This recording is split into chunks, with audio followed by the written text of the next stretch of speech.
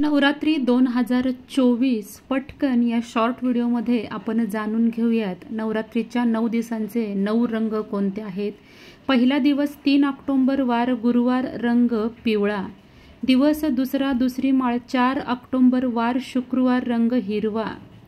तिसरी माळ 5 ऑक्टोबर 2024 वार शनिवार, रंग राखाडी। दिवस चौथा चौथी माळ 6 ऑक्टोबर 2024 वार रविवार, रंग नारंगी म्हणजेच ऑरेंज।